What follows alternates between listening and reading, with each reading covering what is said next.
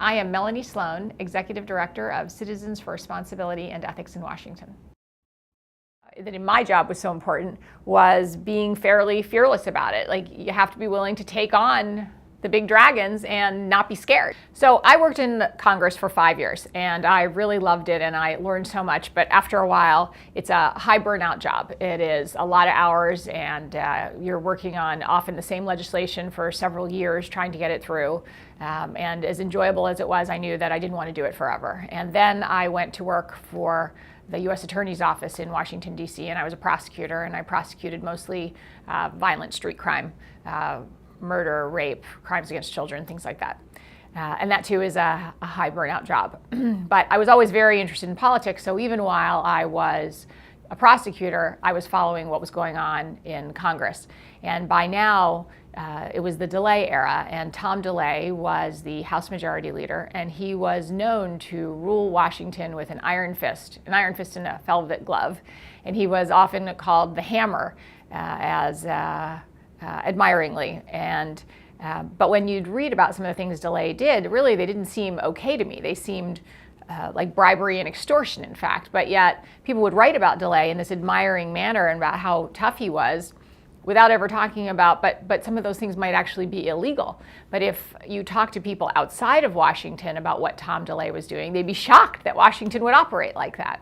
So that was really the impetus for my starting Crew. The idea behind Crew was that we would use the legal system to aggressively target unethical conduct in a nonpartisan fashion. When I founded Crew, I had no idea really how tough it was going to be to start a new nonprofit.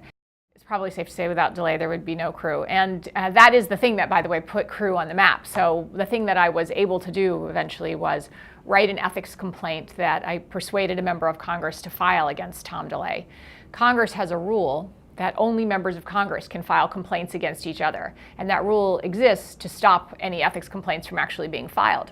So when I started Crew, I was going around talking to people, asking them to file a complaint against Tom DeLay, and no one would do it. And that's because at the time there was an ethics truce whereby both parties had agreed that nobody would file an ethics complaint against the other side. And this was an unstated truce, so if you asked the majority or minority leader, they would say, no, that doesn't exist. But it was well known that this was a truce because there had been a lot of what we would call ethics wars in the 80s.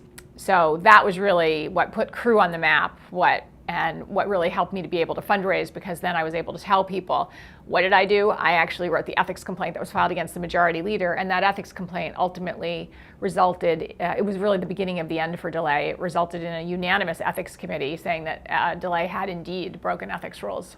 Well, I think you have to be very prepared for people to not like you and think you're a troublemaker or think you're just too difficult, and you're going to have to move forward beyond that. Like, it's not a popularity contest. If you have an idea about something you want to do, and certainly in my world with what we do, we engender great animosity. The people we go after and the people who work for the people we go after don't like us very much. And if we're going after the Bush administration or the Obama administration, that means there's a whole host of additional people who don't like us. And you just have to be prepared to deal with that. If you're pushing a particular agenda, there are going to be people who are simply opposed to your agenda or who don't think your agenda is worthwhile, who aren't going to have a very high opinion of you. And you just have to be more secure in your own skin to be able to handle that. One of the key lessons for young people, I would say, is take the risk now before you have lots of financial responsibilities, and because if you fail, the consequences aren't as severe. There's nothing wrong with failing. There's nothing wrong with trying to start something, and if it doesn't work out, it's not the end of the world.